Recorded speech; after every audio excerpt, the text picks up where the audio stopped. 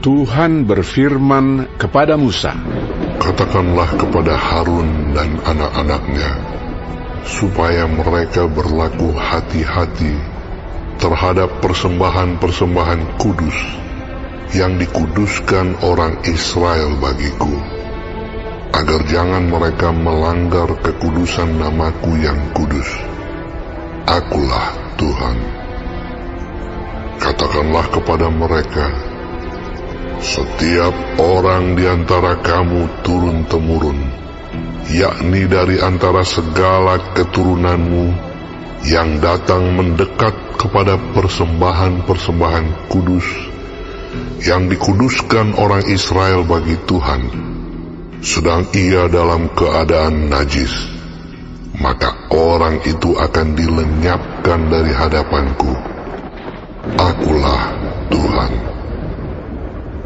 Seseorang dari keturunan Harun yang sakit kusta atau yang mengeluarkan lelehan, janganlah memakan persembahan-persembahan kudus sebelum ia menjadi tahir.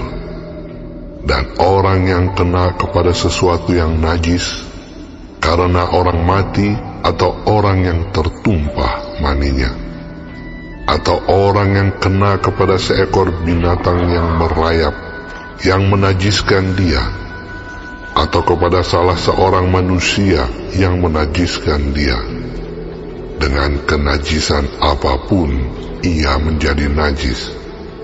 Orang yang kena kepada yang demikian itu menjadi najis sampai matahari terbenam, dan janganlah ia makan dari persembahan-persembahan kudus sebelum ia membasuh tubuhnya dengan air. Sesudah matahari terbenam, barulah ia menjadi tahir, dan sesudah itu bolehlah ia makan dari persembahan-persembahan kudus itu, karena itulah yang menjadi makanannya.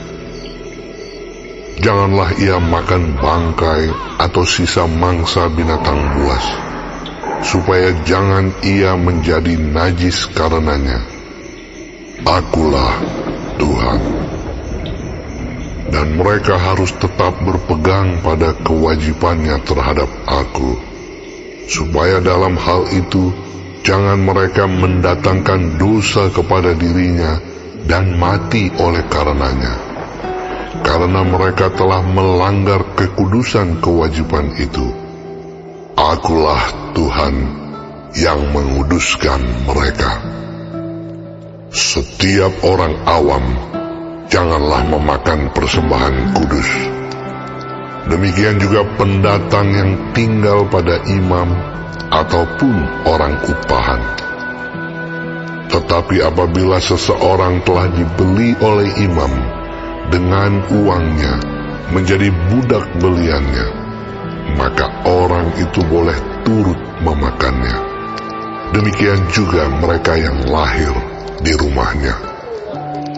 Apabila anak perempuan imam bersuamikan orang awam, janganlah ia makan persembahan khusus dari persembahan-persembahan kudus. Tetapi apabila perempuan itu menjadi janda atau diceraikan, dan ia tidak mempunyai anak, dan telah kembali ke rumah ayahnya seperti waktu ia masih gadis, maka ia boleh makan dari makanan ayahnya. Tetapi setiap orang awam janganlah memakannya. Apabila seseorang dengan tidak sengaja memakan persembahan kudus, ia harus memberi gantinya kepada imam dengan menambah 1/5.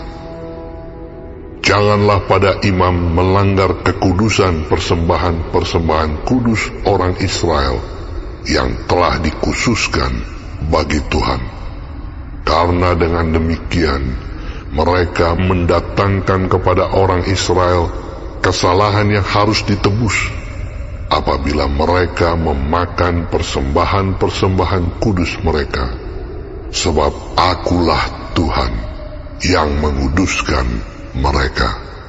Tuhan berfirman kepada Musa, Berbicaralah kepada Harun serta anak-anaknya, dan kepada semua orang Israel, dan katakan kepada mereka, siapapun dari umat Israel dan dari orang asing di antara orang Israel yang mempersembahkan persembahannya, baik berupa sesuatu persembahan nazar maupun berupa sesuatu persembahan sukarela, yang hendak dipersembahkan mereka kepada Tuhan sebagai korban bakaran, maka supaya Tuhan berkenan akan kamu, haruslah persembahan itu tidak bercela dari lembu jantan, domba atau kambing.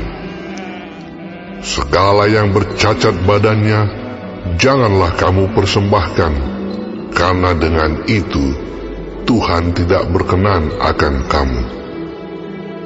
Juga apabila seseorang mempersembahkan kepada Tuhan korban keselamatan sebagai pembayar najar khusus, atau sebagai korban sukarela dari lembu atau kambing domba, maka korban itu haruslah yang tidak bercela, supaya Tuhan berkenan akan dia.